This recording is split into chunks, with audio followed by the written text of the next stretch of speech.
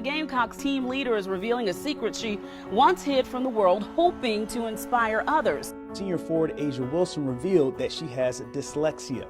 Through the Players Tribune, she released an essay detailing her early struggles with reading, finding out she had the learning disability, and when she hid it from others. I mean, I hid it because I didn't want people to think that something was wrong with me. Growing up, I was forming into this basketball player that was getting all these college coaches, comes to schools, and everyone's coming to watch, and she's just like, oh my God, the heart of South Carolina. And I just didn't want people to be like, but she can't read. And that there just struck my core. So I didn't mention it to anyone. My best friend didn't even know, because I'm like, I don't need that. I just did not need that. And then once I got to college, I couldn't escape it.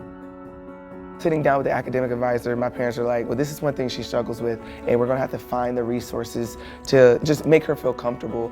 A'ja wasn't shy to me about letting me know that she had dyslexia. She grew into just embracing it as time went on, so much so that when I asked her to do our game day scriptures, she kind of balked at doing it, and then I just thought it would be great for her to do it in front of everyone.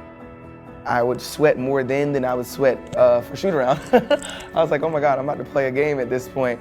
And she would poke fun of it. She would read it prior to actually reading it in front of us. She was like, y'all gonna have to bear with me on this one. They got some words in here.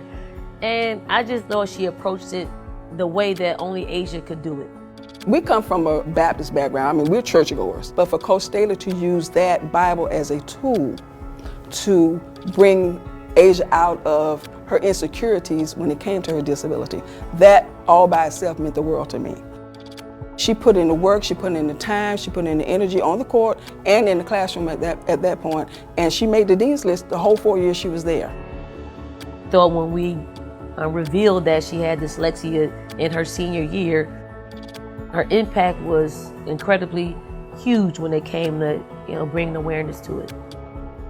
We got emails from people from other countries. Thank you, thank you, thank you. My daughter, my son, my husband, myself, we all, we have these issues as well. And to know that someone like A'ja has a learning disability and she's not afraid to share it with the world, they're affected by it. There's always a different side to a student athlete. I think it's something good, and I see the tweets of people saying they go through it as well. So it's also good to know that you're not alone in it.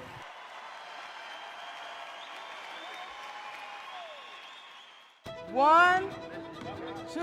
Giving back to the community and making a difference in the lives of children. That's the goal for A'ja Wilson and her foundation. Hello. My biggest message with my foundation is allowing families and children to have the resources that I had to help me break through my learning disability with dyslexia. Like, there is no cure, but if you have the right resources and you're in the right atmosphere, it can make it a lot easier. And I know there's a lot of young kids out there that can do what I want to do or what I'm doing, they just don't have the resources. So with the A'ja Wilson Foundation, we make sure that people have the resources that they need in order for that child and the family to be successful with their learning disability. It's hard for kids because they're navigating and they don't understand that something about them that might be different doesn't have to define them. And so I think her approach and her empowering and talking very freely and openly about it takes the power away from whatever it is that you're dealing with. The biggest thing is to don't let it affect who you are. Find little things that are gonna work. Like for me, I just got hooked on word searches. Word searches are my thing. I do it on the plane, I do it everywhere. But it's my niche, away from basketball. So find that outlet for you so you're not so concentrated on the disability. And I hate saying disability because it's not. It's a part of who we are, but it doesn't define who we are. It's life-changing on a lot of levels for these kids to see somebody, hey, they're like me in this way, and look where she is, and if she can do it, then I can do it too. Being able to do anything with that kind of impact on that kind of stage, with that kind of platform with your family has got to be a feeling that's indescribable. And she understands what it means to be a role model and to be a superstar on her level, and the reach that she has in doing so, being a black female, that pays dividends that goes beyond anything that I could explain. You have to give back to the community because it grows the game, and I'm a firm believer in if you can see her, you can be her. And for me to be able to be that tangible role model at the age of 25, it's a blessing.